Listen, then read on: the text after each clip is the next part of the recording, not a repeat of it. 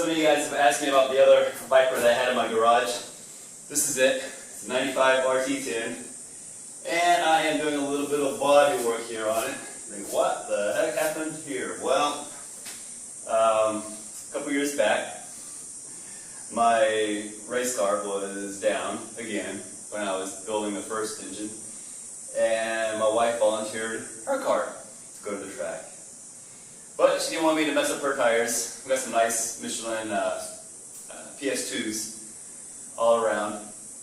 And she didn't want to mess up her tires, so I put on my Pilot Sport Cups, which have probably a 1/16 of an inch of tread on there.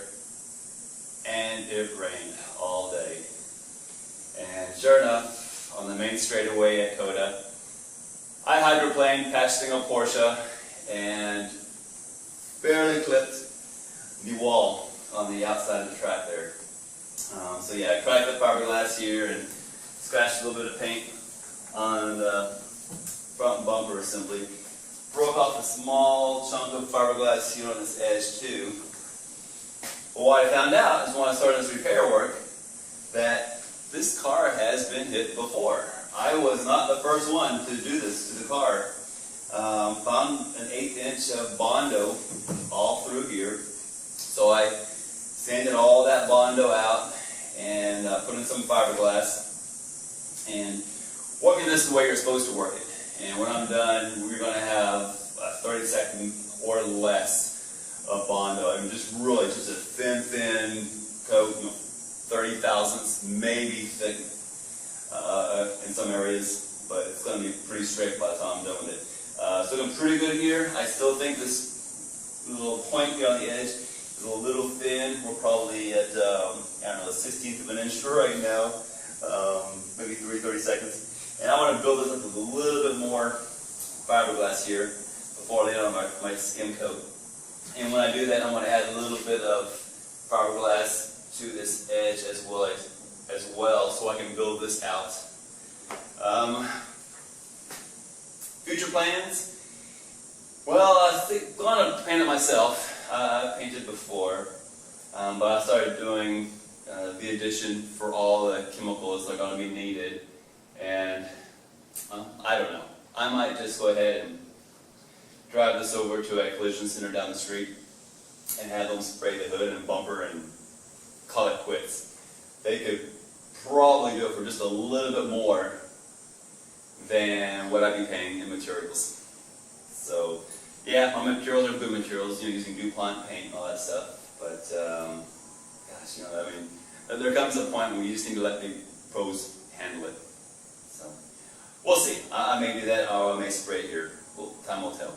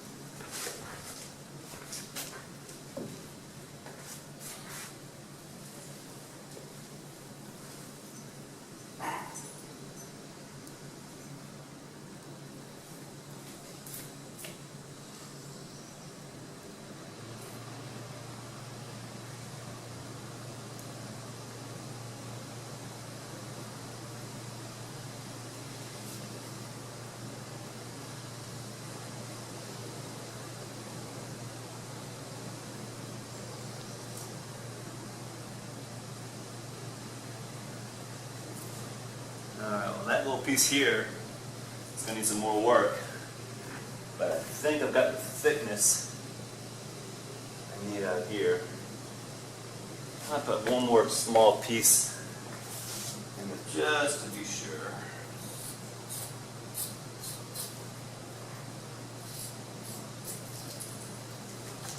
It's kind of big, but that's all right. One more piece.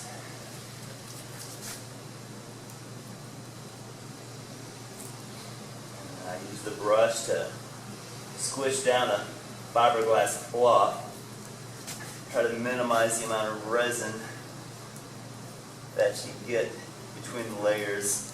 Some people like to use rollers, but I'm not a big fan of the rollers. I think it's expensive.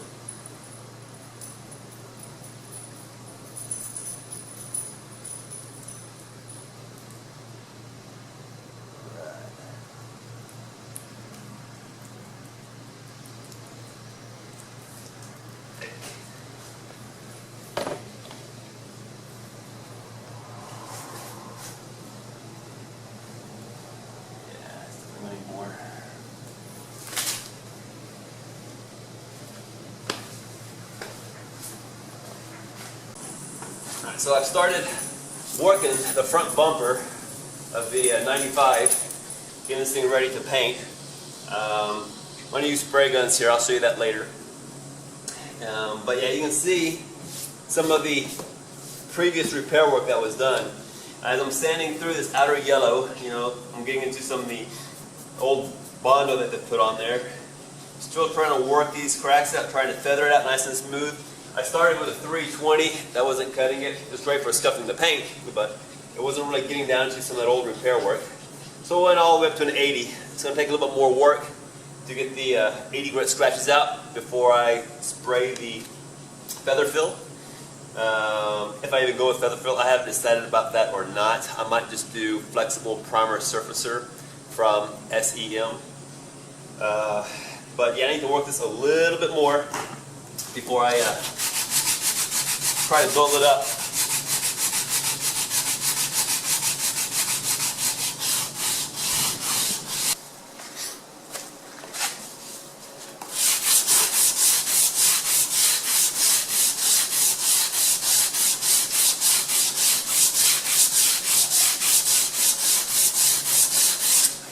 Well, I'm still working this urethane here. From here, all this yellow here, that's the actual urethane of the bumper itself. Maybe look down here too. And you can see I've got a big low spot across here, so I'm trying to work that down, get rid of this chip here. And I've also got this filler. I don't know, this might have been a hole punched in the urethane at some point. So I'm going to keep working this high spot right here, trying to get this thing smooth, and hopefully we'll try to blend that out. And then once I get this done, I'll work around the edge here, a little bit right here, and then I gotta work on this, I don't know, round effect part.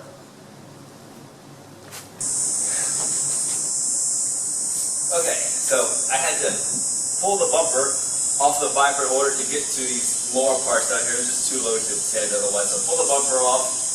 It's reasonably straight. I hit it real quick with some 80 grit all over just to make sure it was flat. You can see there's a few parts here that were not so flat, but I got them looking a lot better. Then I'm going back over the whole thing with some 220, and I'll probably go over it one more time with some 320, 340, something like that, before I start shooting it again. On the bottom side, it was pretty rough. This car's been lowered a couple inches in the front, and boy, I say it hit pretty much every single speed bump in the parking lot. And I'm not trying to get all this crap out of there.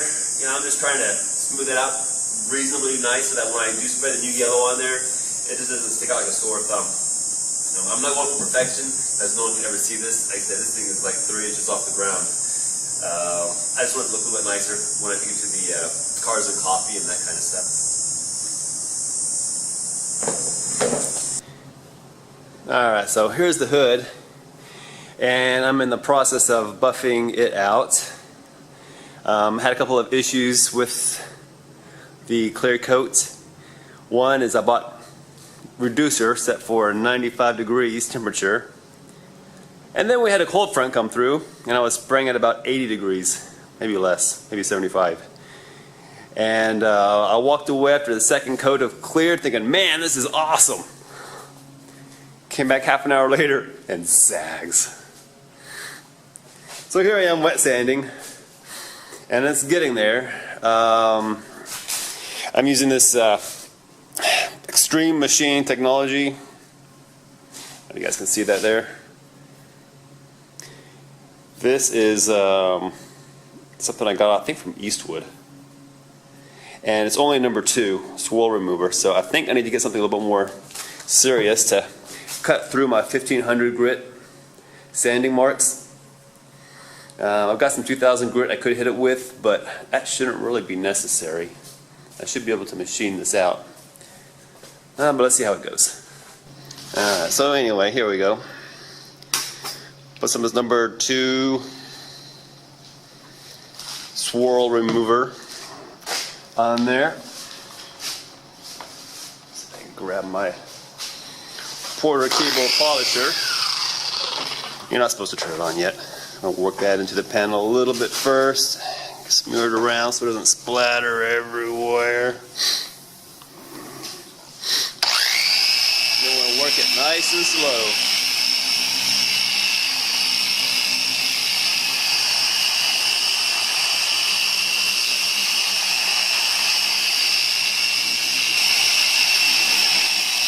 Keep the machine moving so you don't heat up the paint. You don't want to burn it. Try to stay away from the edges. Hopefully you weren't sanding on the edges, so they shouldn't need to be touched up. Alright, so a couple minutes went by polishing. Let's see how we're doing here. Yeah, I can still see some sanding scratches in there. I don't know if that stuff shows up on the video. So I definitely need to get something a little bit more strong to give this thing an initial polish. Now gloss is coming back, but it needs more than what the number 2 can provide.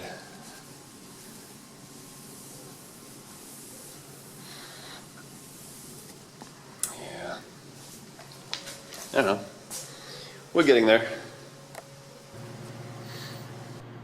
Alright, so here's the hood mounted back on the car. I had to make a little bit of garage space, so I just put it on there for now. Again, it's not perfect. Got a couple of small runs I need to work on. I'm not even sure if I can show you these things. Right through there's a couple of runs I gotta work out. I doubt that's showing up. And I need to get some different cutting paste. All I have is like a fine scratch remover, and that's not enough to get rid of a 1500 grit sanding marks. So I went ahead and ordered some Ultra Cut Meguiar's, and that should be here by the weekend, and then I'll finish polishing that hood.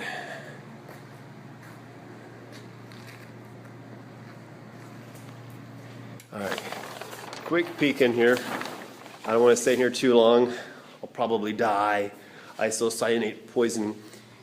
But yeah, here is the front bumper. I think I got a pretty good gloss on this one. I was using their DT 95 degree reducer on the Deltron base coat clear coat system. I got a pretty good coat out of it. Still a little orange peel here and there, but not too bad. No runs anyway. So that's good. And I put down a base coat yellow. Well, first I masked off. I went ahead and got rid of all the sanding, the dark spots from the primer, and basically getting one color. And then once that set, I went back over it again, painted the whole thing with base coat. And then I mixed base coat and clear 50-50. And hit that all around. Didn't quite have it reduced enough. So then I went ahead and mixed a little bit of clear, 25% base coat with clear with some more reducer. Got a nice wet clear coat on there with just a little bit of tint. And then I followed it up with just a clear, clean clear coat. No base whatsoever. A little bit of reducer so it'd flow well. That looks pretty good.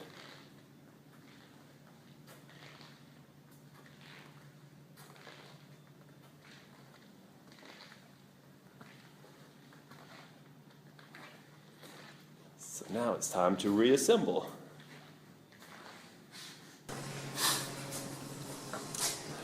Alright, so here's the bumper. along with the styrofoam insert. And we're gonna drop this back on the car today. Why not? It's time to get this thing going. Yeah, looking good.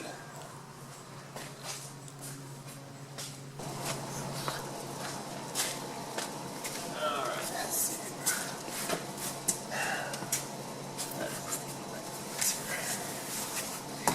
This, I believe.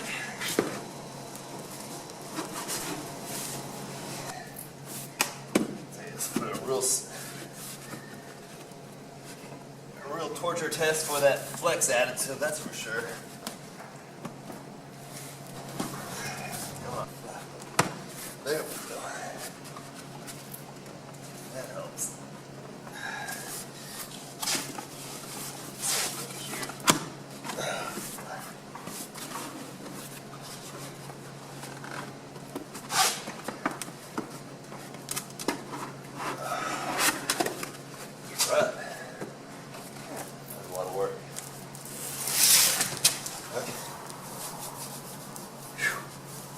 There. I'll do a little polish.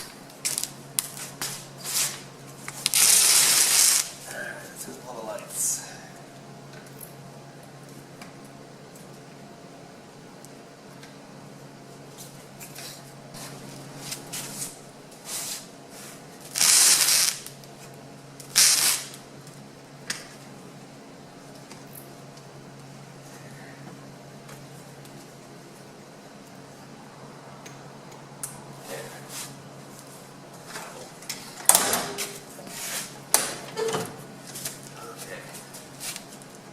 Foam in there. Foams and puts it in there.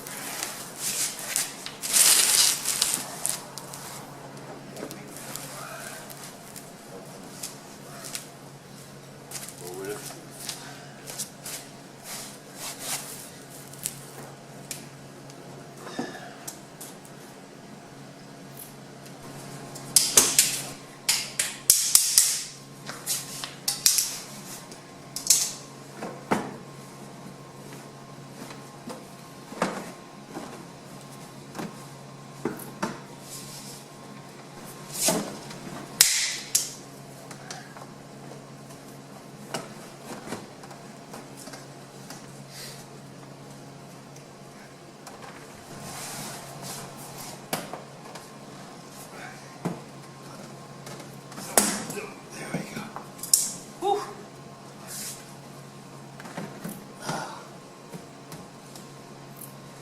Alright, I could probably just leave it like that.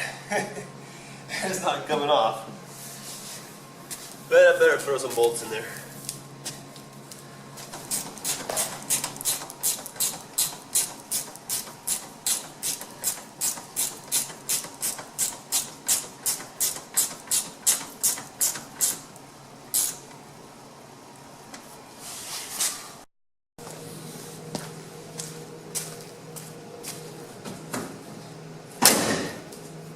Done.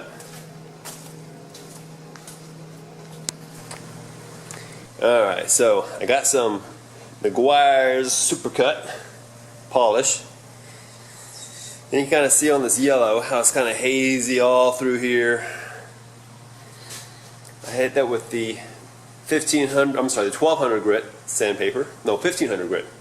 1500 grit sandpaper. And I tried to polish it with a fine swirl remover. It wasn't strong enough, so got some Supercut, and let's see how I do here. Alright, round two. And I'm not necessarily looking to get rid of all of the haze that was going to come out with a polish. What I'm looking for are those 1500 grit sanding marks. Right through here. But that's how it's done. Okay. Alright, so that's all I'm going to do as far as the Ultra Cut goes. I can still see some small scratches here and there, but I'm not going to mess with it. When we wax it after a month or so, I think the wax will probably fill it. If it doesn't, then we can always go back and hit it again with the Ultra Cut. But I don't want to remove too much clear at this stage. The only thing left to do is to reinstall the speaker grills and hit the road. Thanks for watching.